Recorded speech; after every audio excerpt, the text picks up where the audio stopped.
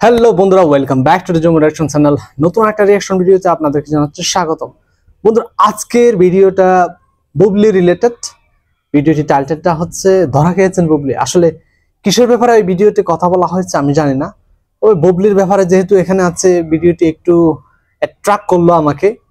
ভাবলাম দেখি আপনাদের সাথে ভিডিওটি একটু শেয়ার করি, কি বলা আছে আসলে বুবলি সম্পর্কে এখানে। তো চলুন বন্ধুরা, আমরা ভিডিওটি চলে যাই, দেখি আসলে কি বলা হচ্ছে বুবলি সম্পর্কে। Let's go. উনি কিন্তু খুবই আলোচিত একজন নায়িকা বাংলাদেশের। তো চলুন শুরু করি। 1 2 3। এবার ঈদে দর্শক খরায় মুখ থুবড়ে পড়েছে চিত্রনায়িকা শবনম বুবলির সিনেমা। ওকে, শাকিব খানের রাজকুমার সুপারহিট সিনেমা রিলেটেড পড়েছে বুবলির দেয়ালের দেশ। সেই অচল সিনেমাকে চালাতে ক্ষমতা দেখাচ্ছেন এই চিত্রনায়িকা। সাবেক এক মন্ত্রীকে দিয়ে সিনেমা হলের মালিকদের ফোন করাচ্ছেন তিনি। তবে সাবেক মন্ত্রীর তদবিরেও বুবলির অচল সিনেমা চালাতে রাজি নন হল মালিকরা, বরং বুবলির সিনেমা চালানো হচ্ছে সিনেমা রাজকুমার। বাট ট্রেলারটা কিন্তু অনেক হাইপ তুলেছিল। দেখি কি বলা হচ্ছে। সময়টা ভালো যাচ্ছে না চিত্রনায়িকা শবনম বুবলির। একদিকে সাকিবের কাছে প্রত্যাখ্যান হয়েছেন, অন্যদিকে বুবলি অভিনীত সিনেমাগুলো একের পর এক মুখ থুবড়ে পড়ছে। ঈদেও হোঁচট খেলেন এই নায়িকা। দর্শক খরায় রীতিমতো হল থেকে নামিয়ে দেওয়া হলো বুবলির দেয়ালের দেশ সিনেমাটি। এতে তার বিপরীতে অভিনয় করেছেন পরাণ খ্যাত অভিনেতা শরীফুল রাজ। ঘটনাটি সিনেপ্লেক্সের রাজশাহীর শেখ মুজিব হাইটেক পার্কের। সেখানে ঈদে বুবলির দেয়ালের দেশ নামিয়ে প্রদর্শিত হচ্ছে শাকিব খানের রাজকুমার সিনেমাটি। স্টার সিনেপ্লেক্সের 7টি শাখা, ব্লকবাস্টার, লায়ন এবং 4টি থিয়েটারে প্রদর্শিত হচ্ছিল ঈদে মুক্তি পাওয়া বুবলির ছবি দেয়ালের দেশ। অথচ মুক্তির দুদিনের মধ্যে সিনেমাটি নামিয়ে দেওয়া হলো।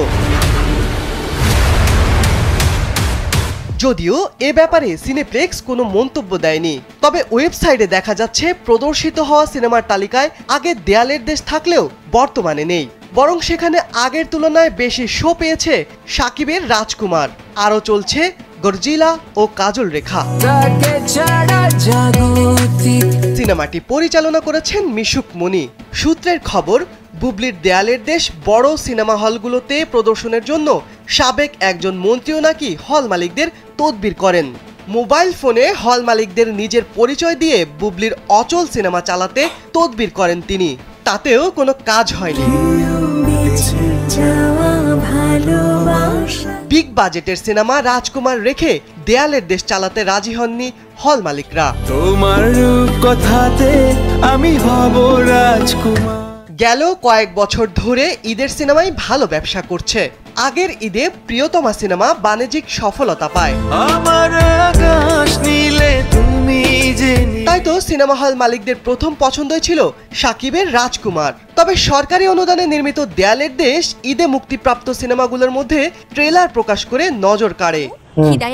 এটাই বলছিলাম আমি। কিন্তু মুক্তির পর সিনেমাটি হালে পানি পায়নি। বুবলি অভিনীত ঈদে মুক্তি পাওয়া আরেক সিনেমা মায়া দ্য লাভও সাড়া ফেলতে পারেনি। 127 সিনেমা হলে মুক্তি পাওয়া রাজকুমারের কাছে ধরাশায়ী হচ্ছে ঈদের বাকি সিনেমাগুলো। যদিও জায়েদ খানের সোনার চর সিনেমাটি মাল্টিপ্লেক্সে ভালো দর্শক পাচ্ছে। এদিকে সাকিবের রাজকুমার সিনেপ্লেক্সের সবগুলো শাখায় 13টি শো নিয়ে যাত্রা শুরু করলেও দর্শকের চাপের কারণে মুক্তির দুদিনের মাথায় 4টি শো বেশি পেয়েছে। এমনকি সিনেমাটি দেখার পর দর্শকের ইতিবাচক রিভিউ রাজকুমারকে শীর্ষে রেখেছে। এই গানটা কিন্তু একবার দারুণ হয়েছে। বুবলি একের পর এক ফ্লপ সিনেমায় কাজ করে যাচ্ছেন। এই ফ্লপ সিনেমার সুপার ফ্লপ নায়িকা আর কতদিন ফিল্ম ইন্ডাস্ট্রিতে ক্যারিয়ার এগিয়ে নিতে পারবেন তা সময়ই বলে দেবে। শিবলি আহমেদ, কালবেলা। তো আমি কোন রানী ভিক্টোরিয়া যে সব কাজ না করে বৈশা বৈশা রাজরানীর মতো খামু? আমার রূপ কথাতে তুমি হবে রাজকুমার। খুবই খারাপ লাগলো বুবলির জন্য যে 2টা সিনেমা ওনার রিলিজ হয়েছে এই ঈদে। দুটোটাই কিন্তু ফ্লপের তালিকায় নাম লিখিয়েছে। আশা করছিলাম দেয়ালের দেশ মুভিটা একটু হলে ব্যবসা করবে, কারণ টাইটেলটা খুবই আনকমন ছিল আর পাশাপাশি ট্রেলারটা ভালো একটা হাইপ তুলেছিল। বাট ট্রেলারের সাথে যে মুভির কাহিনী মিল থাকবে এমন কোনো কথা নাই। এইটারই তার প্রমাণ যে ট্রেলারটা দেখে হয়তো অনেক দর্শক হলে গিয়েছেন, বাট ওনাদের এক্সপেকটেশন কিন্তু ফিল আপ করতে পারেন নাই এই মুভির কাহিনী, এই মুভির স্টোরি। তো রাজকুমার যেরকম রাজ করার কথা ছিল তেমনই রাজ করছে, আর অনেকদিন চলবে আশা করছি রাজকুমার। শাকিব খানের ফ্যানদের মোস্ট অ্যাওয়েটেড মুভি ছিল এটা।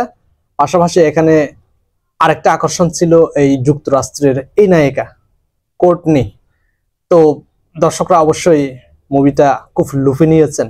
পাশাপাশি গতানুগতিক কাহিনী থেকে বের হয়ে খুবই আনকমন একটা কাহিনী নিয়ে পরিচালক এই মুভিটা প্রেজেন্ট করছেন। চমৎকার রিভিউ দিচ্ছেন দর্শকরাও, এখানেই তাই বললো। তো আশা করছি রাজকুমার আরো অনেক দূর যাবে, বাকি মুভিগুলোও খুব ভালো করবে আশা করছি। স্পেশালি জাহিদ খানের সোনার চর। জাহিদ খান কিন্তু বিগত কয়েক মাসে, অর্থাৎ ওনার মুভি রিলিজ হওয়ার আগে থেকে খুবই আলোচনায় ছিলেন, শিল্পী সমিতি থেকে উনি বাদ পড়েছেন। তো এরপরেও কিন্তু সোনার চর দিয়ে কিন্তু উনি দর্শকদের মনে একটু জায়গা করে নেওয়ার হয়তো সুযোগ পেয়েছেন।